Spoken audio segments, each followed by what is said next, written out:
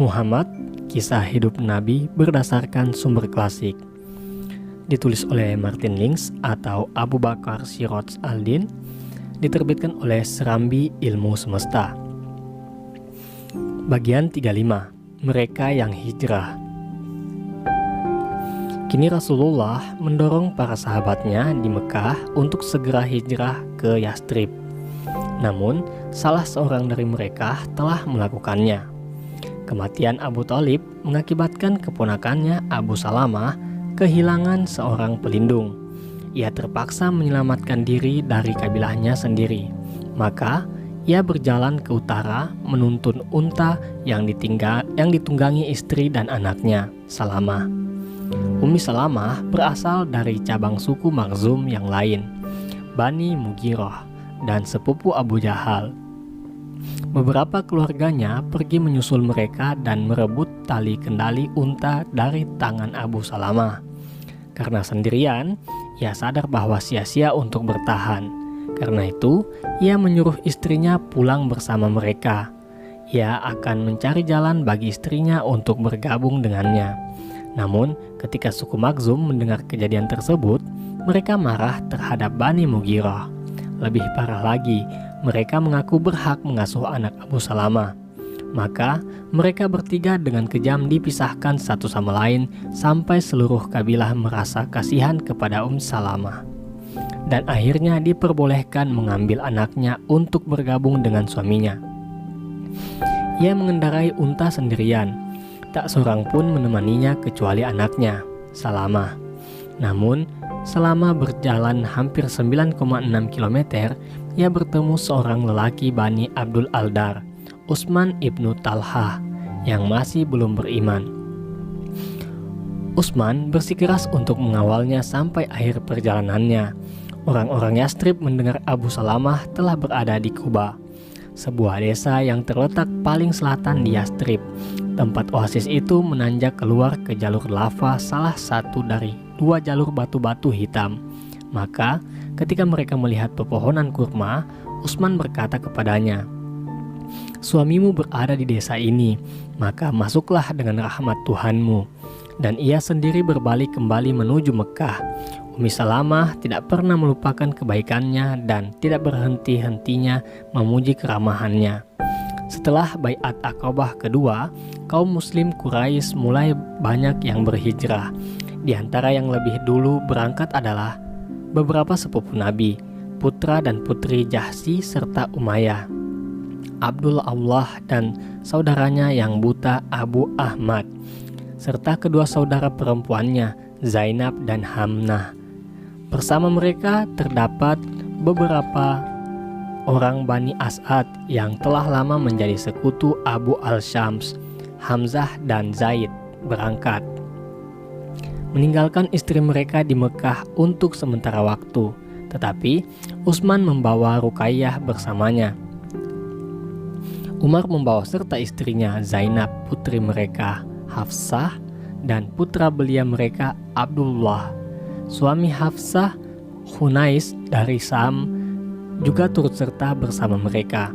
Saudara tiri Abu Salamah, Abu Sabrah, membawa serta istrinya Ummi Kalsum, putri Suhail, dan sepupu Nabi lainnya yang ikut berangkat adalah Zubair dan Tulaib. Hampir semua para sahabat terdekat Nabi telah meninggalkan Mekah kecuali Abu Bakar dan Ali.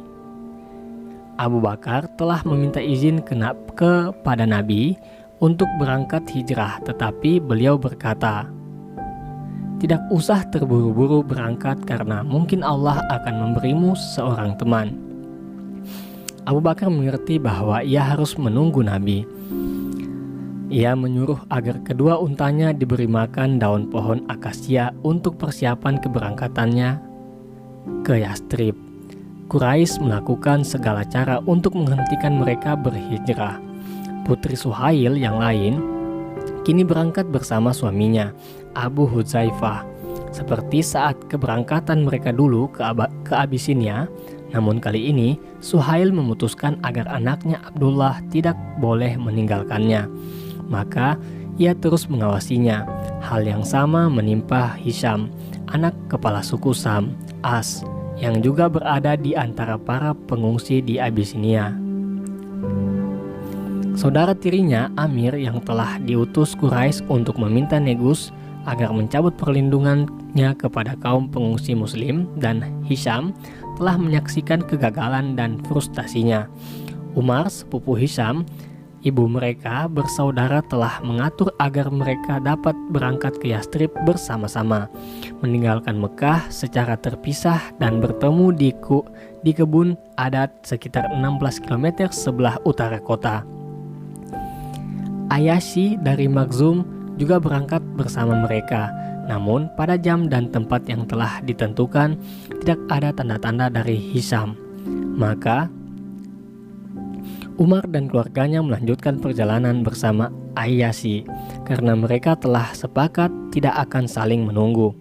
Ayah Hisham dan saudaranya telah mendengar rencana itu dan memaksanya untuk kembali. Mereka sangat menekannya. Bahkan setelah beberapa hari mereka memujuknya untuk murtad dari Islam. Sementara itu Ayyashi tiba di Yastrib bersama Umar. Tetapi ia diikuti oleh kedua saudara tirinya, Abu Jahal dan Harits. Mereka mengatakan bahwa ibu mereka yang juga ibu Ayyashi bersumpah tidak akan menyisir rambutnya atau berlindung diri dari trik sampai ia melihat Ayyashi kembali. Ayyashi sangat gundah, tetapi Umar menukas. Mereka hanya ingin membujukmu untuk keluar dari agamamu. Demi Allah, jika kutu mengganggu ibumu, ia akan menyisir rambutnya, dan jika panas Mekah menyengatnya, ia akan berteduh. Namun, Ayyashi tidak mau mendengarkan Umar. Ia bersikeras untuk kembali ke Mekah demi membebaskan ibunya dari sumpahnya. Ia juga bermaksud untuk mengambil uang yang tertinggal. Namun ketika mereka berada di tengah perjalanan, Abu Jahal dan Haris mengikat tangan dan kakinya, membawanya ke rumah seperti seorang tawanan. Setibanya di kota, keduanya berkata, "Hai penduduk Mekah, lakukanlah terhadap keluarga kalian yang bodoh seperti yang kami lakukan terhadap keluarga kami yang bodoh ini." Seperti halnya Hisham, Ayyashi dipaksa untuk murtad dari Islam. Setelah beberapa lama mereka sadar bahwa dosa besar semacam itu tidak mungkin diampuni, dan begitu pula pendapat Umar. Namun kemudian turun wahyu. "Katakanlah, hai hamba-hambaku yang melampaui batas terhadap diri mereka sendiri, janganlah kamu berputus asa dari rahmat Allah. Sesungguhnya Allah mengampuni dosa-dosa semuanya. Sesungguhnya Dialah yang Maha Pengampun lagi Maha Penyayang. Dan kembalilah kamu kepada Tuhanmu, serta berserah dirilah kepadanya sebelum datang azab kepadamu saat kamu tidak dapat ditolong lagi." Quran Surah 39 ayat 53-4. Umar menuliskan ayat ini dan mengirimkannya ke Hisham. Hisham kemudian berkata, "Ketika surat itu sampai kepadaku, aku mendekatkannya ke mataku dan menjauhkannya. Tetapi aku tidak dapat memahaminya sampai aku berdoa, 'Ya Tuhan, berilah aku pemahaman.' Kemudian Allah menanamkan pemahaman ke dalam hatiku bahwa telah diturunkan wahyu tentang nasib kami, berkaitan dengan apa yang kami bicarakan di antara kami." Hisham menunjukkan itu kepada Ayyashi, dan mereka memperbaharui keislaman mereka serta menanti kesempatan untuk melarikan diri.